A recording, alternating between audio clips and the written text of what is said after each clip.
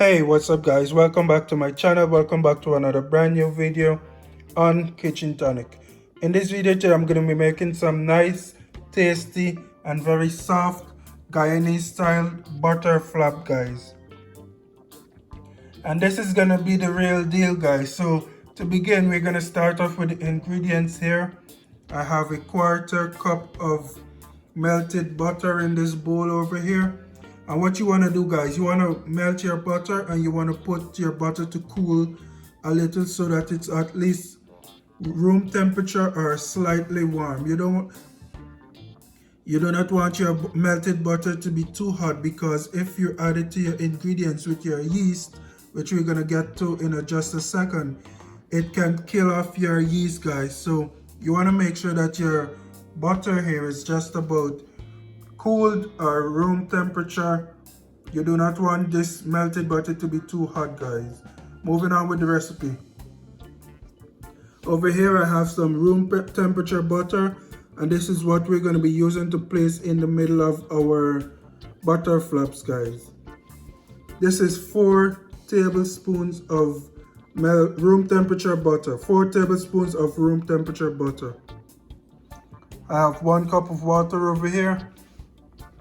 1 teaspoon of salt, 1 tablespoon of yeast. This is quick rise instant yeast that I have here, but I'm still going to be mixing it into my water and allow it to bloom a little bit, or proof. It depends on whatever word you choose to use. Over here I have a 1/4 cup of sugar and 3 cups of all-purpose flour.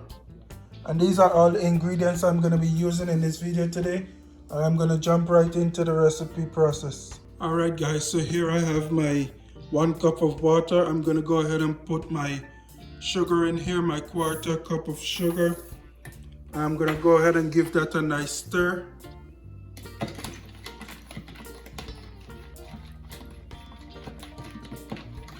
And also, you do not want this water to be too hot either. You want it to be warm or room temperature. You do not want this water to be cold or too hot. And what I'm going to go ahead and do now, I'm going to also place my yeast into this mixture over here, even though it's not necessary because this is quick rise yeast and it does not need blooming, but the traditional way is to bloom your yeast. But I won't be doing that in this video because this is instant yeast and it does not need to be any proofing, or it does not need to bloom. I am going to place it into my mixture here nonetheless. Give it a quick stir. And I'm going to set this aside and go ahead and continue with my flour mixture here. Alright guys, so here I have my flour. What I'm going to go ahead and do now is to place my salt into this mixture. This is 1/2 teaspoon of salt. I'm going to also go ahead and place my butter, my melted butter, into my flour and salt. And I'm going to quickly whisk this together. I'm going to be using my hands to do this.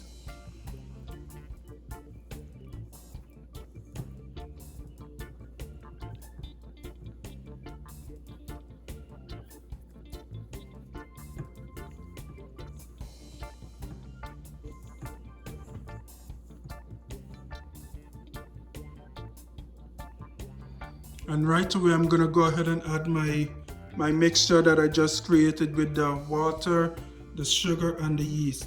And like I said, my yeast is instant yeast, quick rise, so it does not need to be sitting and blooming or proofing for too long. It's in just about 2 minutes. I'm going to go ahead and add my yeast to my ingredients here. And you want to slowly add this to your mixture as usual, because it's easier to add water than to remove it from your ingredients. If you add too much water, then you mess the whole recipe up. But if you take your time and add just a little at a time, you know that you're on the right track.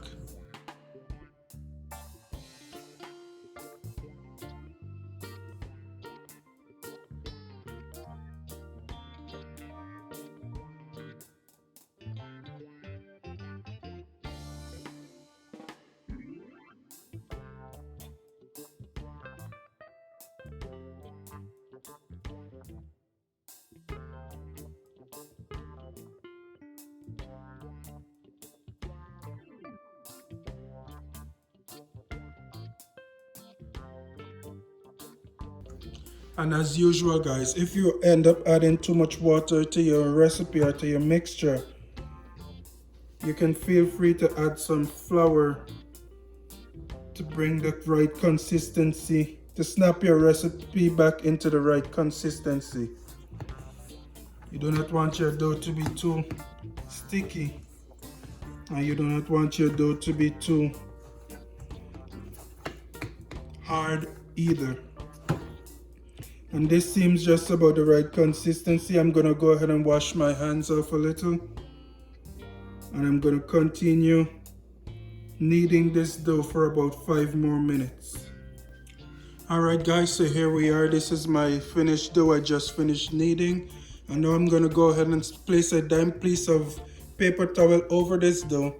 I'm gonna go ahead and let it sit for about 25 to 30 minutes. Now, usually with the regular, when you're using the regular yeast, you may want to let this sit for about 45 minutes to an hour, but since I'm using my quick rise yeast, and it's supposed to rise 50% faster than regular yeast, so I'm cutting my sitting time in half. So I'm cutting my sitting time to about 25 to 30 minutes guys.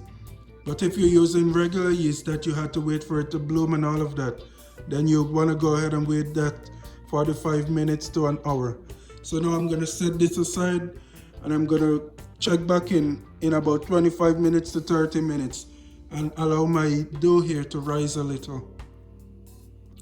Alright guys, so it's been about 25 minutes. It's exactly 25 minutes since you guys last saw me. And as you can see here, my dough is already risen. Look at that guys, my dough is fully risen, and you do not want to keep your dough risen for too long because then it will fall back down. And I did forget to mention, you do want to keep this in a nice warm place for the yeast to work. The yeast is very specific in the kind of environment that it works in. So yeah guys, you want to keep this in a nice warm environment. And basically now what you're gonna do, you're gonna punch the middle of your dough like this and allow your dough to fall back down. Now I'm just gonna go ahead and remove my dough from my pan here. And like I said, if you need more, if you need to add a little bit more flour because your dough is a little too sticky, you can go ahead and do that as well. I am gonna flour my surface here a little. I'm just gonna place my dough right in the center. And what I'm gonna do now, I'm gonna go ahead and cut my dough into half.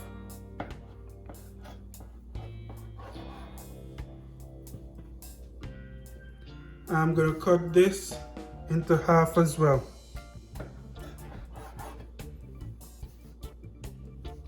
And now this is where you're gonna cut your butterflaps guys. I'm gonna try to get at least 12 butterflaps from this recipe, because you don't want your dough too big in this moment, because you will allow your dough to rise again and then it will expand as well while it's being baked. So you want to try to get 3 pieces of butterflap from here.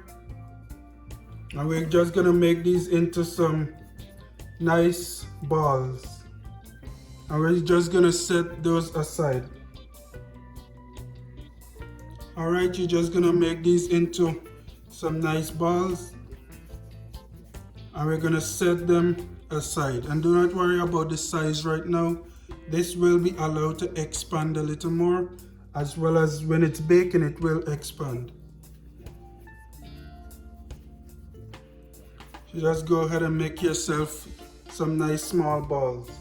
Alright guys, and basically what you're gonna go ahead and do, you wanna make sure that your surface is nice and floured. And you're gonna take one of those balls that you just rolled out, and you're gonna use your rolling pin to flatten your ball out.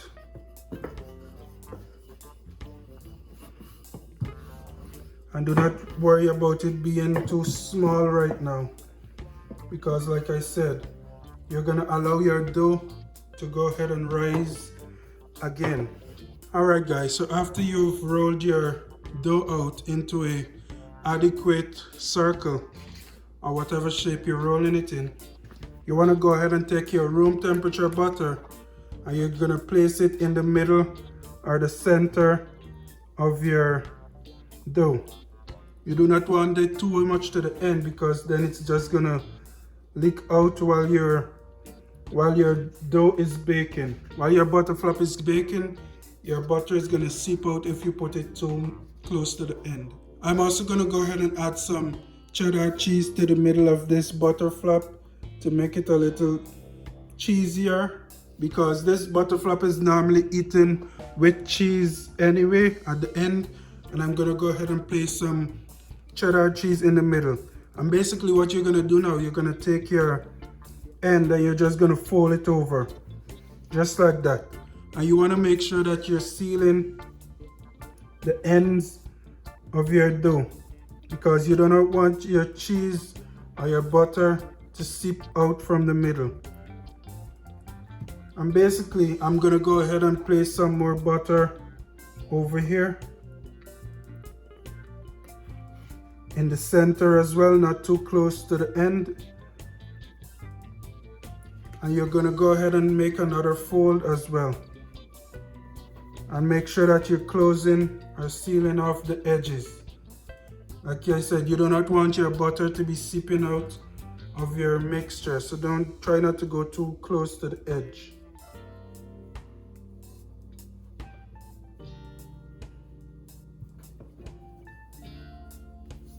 And basically this is one butterflap.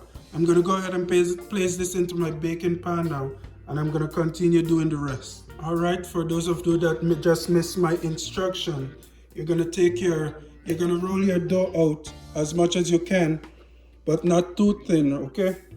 You want to have it at least a good thickness. And you're going to take your room temperature butter and you're going to place it in the middle of your dough.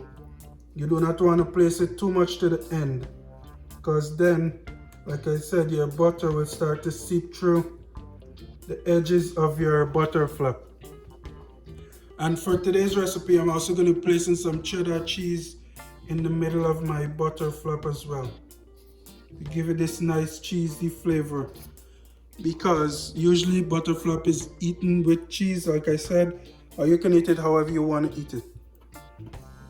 After you do that, you're going to take the end and you're just going to fold it over, and you're going to do your best to seal off the edges of your dough, because you do not want your contents in the middle to seep out, as I said. Go ahead and try your best to seal off your dough, and then you're going to go ahead and add some more butter right over here. Try to keep it in the center, and you're going to go ahead and fold it over again, just like this. And once again, go ahead and seal off your edges. And yeah guys, that's about it. So what I'm doing now, I'm placing these butterflaps into my baking rack, and I'm letting them sit for about 20 minutes to rise once again before we put them into the oven to cook. Alright, so I'll be back in about 30 minutes. I'm going to continue making the rest of my butterflaps like I showed you guys, and I'm going to allow my butterflap to sit and rise again for at least 20 minutes before I bake them. I'm going to be baking them at 375 degrees, so make sure you also preheat your oven for 375 degrees while your butterflap is sitting and rising again. Alright guys, so here we are. My butterflaps, I had to put it in 2 pans. I'm allowing it to rise. As you can see, some of it has already risen, because like I said, I am using quick rise instant yeast. But so depending on the kind of yeast that you're using, that's the amount of time that you're going to want to have this sitting to rise. Okay guys, but my butterflaps here has sufficiently risen again. And what I'm going to go ahead and do now, I'm going to place it in my oven. My oven is already preheated to 375 degrees. And I'm going to bake these butterflaps for about 25 to 30 minutes. And I'll be back with the finished product. Alright guys, and after you remove your butter flaps here from the oven, you want to go ahead and take some butter and you want to butter the top of your butter flaps, guys. You want to put some butter on the top of your butter flap so that it doesn't get too hard, so that the top softens a little and so that it's nice and tasty. And this is that additional butter in addition to all the butter and the creamy middle that you already have. Alright guys, and that about wraps up this video for making some nice, soft and tasty butter flaps, guys. Look at these. Nice and soft. Look at that, guys. Look at that. And I went ahead and opened this up so you guys can see the texture inside. This is one of my butter flaps that I put the cheese in. And obviously you do not have to put cheese, as it's called butter flap, but it's normally eaten with cheese. So this is just a nice way to change things up a bit. And I did not put cheese in all of them. Some of them I only put butter, and some of them I put my cheddar cheese in there, like this one. And look at that, guys. Nice flaky crust, and it is still fairly hot and very tasty, if I may say so myself. And that is it for this video, guys. Thank you guys for watching. Be sure to join me another time, another day, for another brand new recipe.